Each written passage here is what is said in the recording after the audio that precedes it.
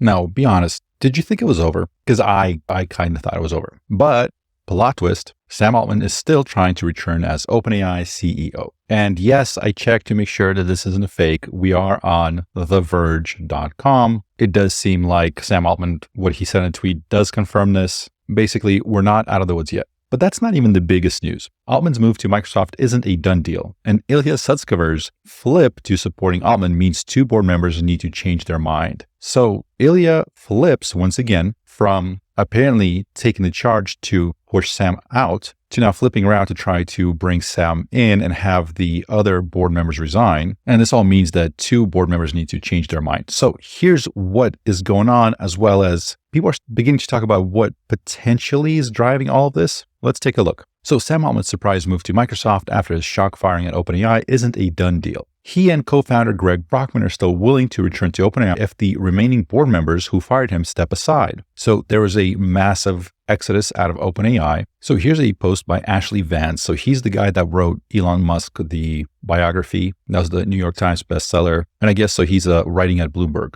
And so this is sort of the open letter to the board of directors at OpenAI from the people at OpenAI, from the employees, all the people that worked there, including some of the leadership team. So they start with saying, hey, we worked really hard on OpenAI and we did it because of the mission that we had. And they continue the process through which you terminate Sam Altman and remove Greg Brockman from the board has jeopardized all this work and undermined our mission and company. Your conduct has made it clear that you did not have the competence to oversee OpenAI, which I think it's fair to say is true. I don't think any of them thought that this is where it was going to end up. I think they screwed up and created a pretty impressive train wreck. When we all unexpectedly learned of your decision, the leadership team of OpenAI acted to swiftly stabilize the company. They carefully listened to your concerns and tried to cooperate with you on all grounds. Despite many requests for specific facts for your allegations, you have never provided any written evidence. They also increasingly realized you were not capable of carrying out your duties and were negotiating in bad faith. And we'll come back to that in just a second, because that's important to understand that there's a lot of people, including the new CEO that they were trying to appoint, that were saying, hey, we need to know what the heck happened here. So they also increasingly realized that you were not capable of carrying out your duties and were negotiating in bad faith. And we might know why. At least there's a theory out there. The leadership team suggested that the most stabilizing path forward, the one that would best serve our mission, company, stakeholders, employees, and the public, would be for you to resign and put in place a qualified board that could lead the company forward in stability. Leadership worked with you around the clock to find a mutually agreeable outcome, yet within 2 days of your initial decision, you again replaced interim CEO Amir Murati against the best interest of the company. You also informed the leadership team that allowing the company to be destroyed would be consistent with the mission, meaning that they were okay to completely destroy OpenAI, to dissolve everything, to just take this $86 billion company that was built and just tear it apart. Your actions have made it obvious that you're incapable of overseeing OpenAI. We are unable to work for or with people that lack competence, judgment, and care for our mission and our employees. We, the undersigned, may choose to resign from OpenAI and join the newly announced Microsoft subsidiary run by Sam Altman and Greg Brockman. Microsoft has assured us that there are positions for all OpenAI employees at this new subsidiary should we choose to join. So Microsoft created a place for all the employees and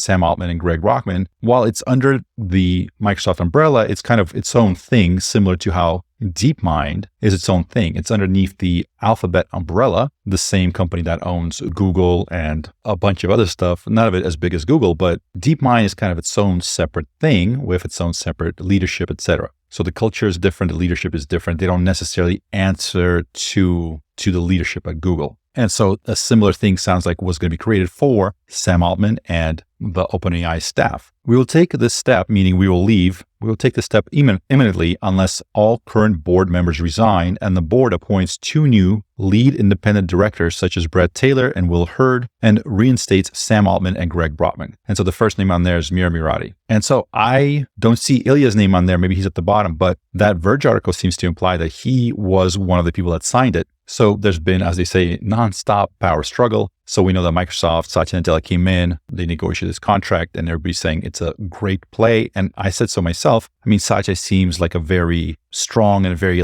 helpful influence in this whole thing. He comes in and he's just like, hey, we can fix it. Here's what we do. And obviously he's gaining a lot of power from Microsoft. All of this is winning him a lot, obviously. But at the same time, he is mending everything and seems to be kind of like just a positive influence that that shapes the whole situation. But when the new announcement was made that a new CEO was taking over, the co-founder of Twitch, Emmett Shear, employees responded to the news of this new CEO in OpenAI Slack with a FU emoji. So they were not happy. I'm not sure if they necessarily disliked that guy personally, or that would have been the reaction to anybody aside from Sam Altman or possibly Mira. They just were not ready for somebody new to come in. So in the last 8 hours, here's some things that Sam Altman tweeted. So he triple-hearted Ilya's statement that he deeply regrets his participation in the board's actions. Next, he's saying the OpenAI leadership team, particularly Mira, Brad, and Jason, but really all of them have been doing an incredible job through this, that this will be in the history books, which, yeah, I agree. Incredibly proud of them. And then he's saying we have more unity and commitment and focus than ever before. We are all going to work together in some way or other. And I'm so excited. One team, one mission. Then he's saying that his and Satya's top priority remains to ensure OpenAI continues to thrive. We are committed to fully providing continuity of operations to our partners and customers. The OpenAI-Microsoft partnership makes this very doable. All right, so they need to flip 2 board members, and then they're able to bring everything back to kind of the way it was, minus the board members that kind of started this whole thing. Who are those board members? Well, here's Helen Toner, who since then has, it sounds like she probably set her account to be protected here on Twitter. Then we have Tasha McCauley, again, set to protected. And then there's this fellow, Adam D'Angelo. So he's the CEO of Quora, and he's working on something called Poe. What is Poe, you ask? That's a great question. Let's find out. Because Poe might be the telltale heart that is responsible for all of this. By the way, we're entering speculation territory here, so just take this with a grain of salt. Everything before this it seems to be confirmed in one way or another, but we're getting into speculation land, so just be aware of that. But Poe, you can think of it as, so it's like if you can create these custom AI things that can help you do little things like GPTs almost, and then you can create them and then you can share them with other people and get some sort of a revenue split for making them. So it's kind of like GPTs and a GPT store with a revenue split. If this sounds like what Sam Altman announced at the Developer Day conference, I think you'd be right. It does sound a lot like that. Now, Poe came earlier. So what might have happened, what seems to be happening is that Adam D'Angelo, CEO of Quora, launches Poe. And looks like it started a while back. I mean, this is as early as February 3rd. On October 25th, he's launching creator monetization for Poe. This program lets any bot creator on Poe generate revenue. So that's October 25th, and then November 6th or November 7th, whenever was the exact day when Sam Altman goes on stage and announces to the world, by the way, guys, we are launching the GPT store and monetization for the GPT store. And we're going to allow any GPT creator to generate money on the GPT store through some sort of a revenue share. And then let's say less than 2 weeks later, Sam Altman gets fired from OpenAI with no notice in the most bizarre way possible. So here's Siki Chen at Blader. He's a Silicon Valley insider, tends to know quite a bit about what's going on there. He's saying, wait, do you mean to tell me the board member whose company launched a feature that OpenAI cloned literally 2 weeks later wanted Sam out for some reason? Seems somebody posted this on Quora. I'm a board member of a fast-growing AI company who voted to have the CEO fired, and now it completely backfired. How do I fix it? So if you're not aware, this guy makes a lot of people look very silly because they take what he says seriously. Don't do it. It's a joke, but pretty good. A+.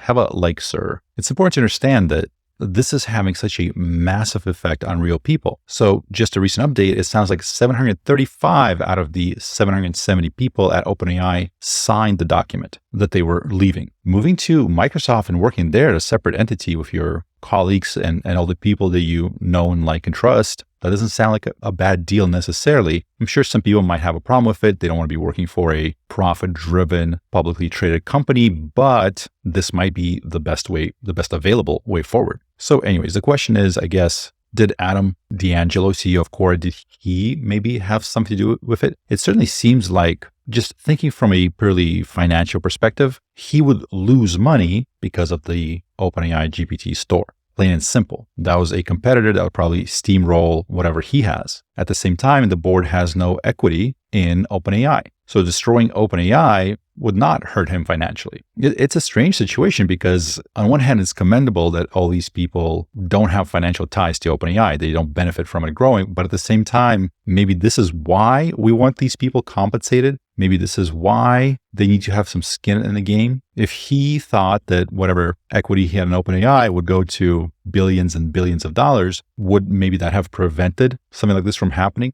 And again, there's a lot of assumptions here. We don't know what happened. Nobody has said anything. But the fact that now you have Ilya turning around, Mira turning around, we thought of them as the bad guys, but now it looks like they're turning around and they're going against those other members and saying, hey, we want to reverse everything back to how it was. It seems like something changed, right? And since none of them can give any explanation about what happened, the new CEO that they were going to put in, Emmett, he said, hey, within 30 days, we're going to need from the board an explanation of what happened. We're going to need to know and make it transparent why all these decisions were made. How did this come to be? Because it's a train wreck. Now, unfortunately, this theory, and it's just a theory, by the way, that one of the board members did something because he could save himself some money and there was no downside for him. I mean, stuff like that happens every day. It's one of the more common things that happens in various boardrooms and in Silicon Valley and in politics, etc. So maybe it's as simple as that. But then the question, how did he get everyone else how did he get Ilya to join? How did he get Mira to join? How did he get everyone else to be on board with that? I mean, Mira may not have a choice. She was appointed as the interim CEO, but what did he do to get everybody else on board? That is the question. Anyways, stay tuned because